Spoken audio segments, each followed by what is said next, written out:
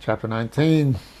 Now the two angels came to Sodom in the evening, and Lot was sitting in the gate of Sodom. When Lot saw them, he rose to meet them, and he bowed himself with his face toward the ground. And he said, "Hear now, my lords, please turn into your servant's house and spend the night and wash your feet. Then you may rise early and go on your way." And they said, "No, but we will spend the night in the open square." But he insisted strongly, so they turned into him and entered his house. Then he made them a feast and baked unleavened bread, and they ate. Um, you know, so he's sitting at the gate, and we know we had discussed this earlier that he is a man of, importance. Yeah. And we're going to see later on what they think about that, what the Sodomites thought about that. But somehow he became a man of importance, and most likely because of his wealth that he had. Yeah. Money buys power. Yeah. Always has, probably always will. And so I don't understand that culture, and you might be able to explain it a lot better. People of importance are sitting at the gate, and they make judgments. Is that? Yeah, I mean correct? that's before we had courtrooms and courtroom TV. No, People- Judge Judy. Judge Judy, or whoever. People congregated in open spaces where they could have large crowds and discuss things with witnesses around and whatever. It was a matter of convenience. Mhm. And in a big walled city, the most convenient place where everybody had to go in and out of would be the gate. So the gate would be where many of the functions were. You come through the gate, you don't just walk in willy-nilly. It's for security purposes. So there's people asking you, state your purpose, kind of like when you're flying to another country and you come to the customs desk there, and they say, "Passport, please," and you give them your passport and state your business. What's your purpose? What are you here for? I'm here as a tourist. I'm here to do business. I'm here to visit friends and family and whatever. So there was that. Be traders. We talk about globalism a lot. We live in a global world, global this, global that, global trade, and we think that the world, it's a new phenomenon. Mhm. But people have been trading globally as far back as we can go. People, for instance, like in the Middle Ages, 14, 1500, when Europeans started trading with Africa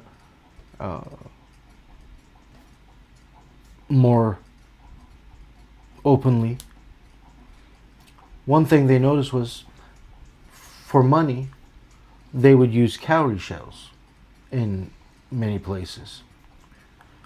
When we look at the cowrie shells that they use for money, it wasn't the locally available cowries that grew in the seas in that region. It was coming from the Maldives. And then we saw that, China also had cowries that came from the Maldives. And even the Romans, and before the Romans, the Cro-Magnons in their burial sites had cowries that came from the Maldives. Thousands of miles people traded. Mhm. And for some odd reason, that cowrie shell was so desirable that it went all around the world.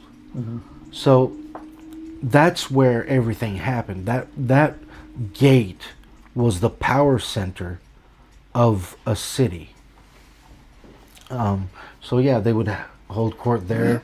They, if they were buying and selling land, they would have it there.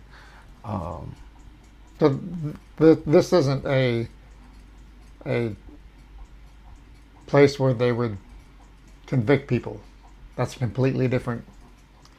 You know, like you've been accused of murdering this person. That's not. That wouldn't be held at the gate, would it? That would be held more in a. I mean, I don't know. Different setting. That point, I'm not sure of. Okay.